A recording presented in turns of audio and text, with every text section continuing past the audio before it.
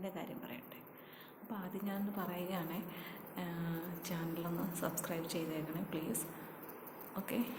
അപ്പോൾ ഇനി ഞാൻ പറയുന്നത് ഭർത്താവിനെ കുറിച്ചിട്ടുള്ള കാര്യമാണ്. ഞാൻ ആദ്യം വേറൊരെണ്ണത്തിൽ പറഞ്ഞിരുന്നു, ഭാര്യ തൻ്റെ ഭർത്താവിനെ എപ്പോഴാണ് കൂടുതൽ സ്നേഹത്തോടെ ആദരവോടെ നോക്കുന്നതെന്ന്. അതേപോലെ തന്നെ ഭർത്താവും ഭാര്യയെ അതേ രീതിയിൽ കാണുന്ന സമയങ്ങളുണ്ട്. എപ്പോഴൊക്കെയാണ്?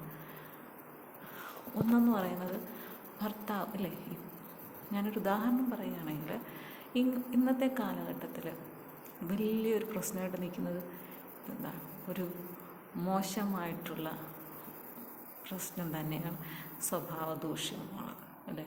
മറ്റ് സ്ത്രീകളുമായിട്ടുള്ള ബന്ധമായാലും മറ്റ് പുരുഷന്മാരുമായിട്ടുള്ള ബന്ധമായിക്കോട്ടെ. അപ്പോൾ ഇതുപോലെ തൻ്റെ ഭർത്താവും ഒരു ഇത്തരത്തിലുള്ള ഒരു അപവാദത്തിൽ പെടുന്നു. സത്യത്തിൽ അതിൽ ഒന്നും തന്നെ ഇല്ല, കാലഘട്ടം അതാണല്ലോ. ആ ഒരു സന്ദർഭത്തിൽ തൻ്റെ ഭാര്യ തന്നെ മനസ്സിലാക്കി യഥാർത്ഥത്തിൽ എന്താ സംഭവിച്ചു എന്ന് അന്വേഷിച്ച് നിങ്ങൾക്കൊപ്പം നിൽക്കുകയാണെങ്കിൽ ആ സമയത്ത് ആ പുരുഷൻ തീർച്ചയായിട്ടും തൻ്റെ ഭാര്യയെക്കുറിച്ച് അഭിമാനിക്കും അല്ലേ. കാരണം അങ്ങനെ ഒരു ഭാര്യയ്ക്ക് തൻ്റെ ഭർത്താവിനൊപ്പം നിൽക്കാൻ പറ്റുന്നുണ്ടെങ്കിൽ അയാളെ അവൾ നന്നായി മനസ്സിലാക്കിയിട്ടുണ്ട് എന്നിട്ടുള്ളതാണ് അല്ലേ. അതുപോലെ ജോലി ചെയ്ത് വരുമാനവുമായി ഭർത്താവ് വരുന്നു അല്ലേ. അപ്പോൾ ഇടയ്ക്ക് എന്തെങ്കിലും ഒരു അസുഖത്തിൻ്റെ പേരിലോ എന്തെങ്കിലും ഒരു ബുദ്ധിമുട്ടുണ്ടായി ജോലിക്ക് പോകാൻ കഴിയാതെ വരുന്നു. ആ സമയത്ത് തൻ്റെ കയ്യിൽ മിച്ചം പിടിച്ചതും ഉള്ളതുകൊണ്ട് നല്ല രീതിയിൽ ആ കുടുംബം മുന്നോട്ട് കൊണ്ടുപോകുവാൻ ആ ഭാര്യയ്ക്ക് അല്ലെങ്കിൽ ആ സ്ത്രീക്ക് കഴിയുന്നുണ്ടെങ്കിൽ തീർച്ചയായിട്ടും അവൾ അംഗീകരിക്കപ്പെടും അല്ലേ. പിന്നെ എല്ലാ പ്രശ്നങ്ങളും തരണം ചെയ്യുവാൻ സ്ത്രീകൾക്ക് പ്രത്യേക ഒരു കഴിവുണ്ട്, ഒരു പക്വതയുള്ളവരാണ് സ്ത്രീകൾ പൊതുവെ. അവർക്ക് അങ്ങനെയുള്ളൊരു കഴിവുണ്ട് എന്ന് പുരുഷന്മാർക്ക് പലർക്കും അറിയില്ല എന്നാണ് എനിക്ക് തോന്നുന്നത്. ചില സമയങ്ങളിൽ അവർക്ക് തങ്ങളുടെ ഉള്ളിലുള്ള പ്രശ്നങ്ങൾ പുറത്തേക്ക് പറയാൻ പോലും പറ്റാത്ത അവസ്ഥകളൊക്കെ ഉണ്ട്. ഇതൊന്നും ചില സമയത്ത് ഈ പുരുഷന്മാരാരും തന്നെ അറിയുന്നില്ല, തിരക്കുന്നില്ല. എന്താണ് നിൻ്റെ പ്രശ്നം എന്ന് ചോദിക്കുന്നില്ല. പക്ഷേ നിങ്ങൾ തിരക്കണം.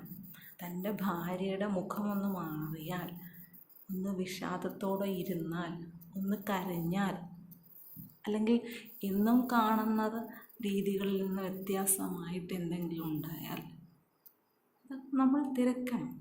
അങ്ങനെയൊക്കെ ഒന്ന് തിരക്കി നോക്കിയാൽ എത്ര പ്രശ്നങ്ങളുള്ള ദാമ്പത്യത്തിനിടയിലും സ്നേഹം പതുക്കെ പതുക്കെ വിടർന്ന് വരുന്നതായിരിക്കും.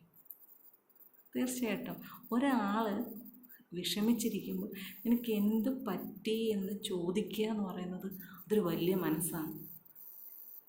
അല്ല എന്തിനാ അതെങ്ങനെ ഇരിക്കട്ടെ, എനിക്കൊന്നും അറിയേണ്ട കാര്യമില്ല, ഇങ്ങനെ വിചാരിക്കുകയല്ല. അവളുടെ പ്രശ്നം നിങ്ങളുടെയും പ്രശ്നമാണ്, നിങ്ങളുടെ പ്രശ്നം അവളുടെയും പ്രശ്നമാണ്.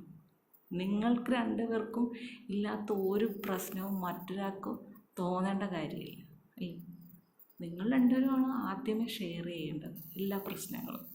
പിന്നീട് മൂന്നാമതൊരാൾക്ക് അവിടെ സ്ഥാനമുള്ളൂ അല്ലേ. അങ്ങനെ ചിന്തിക്കണം.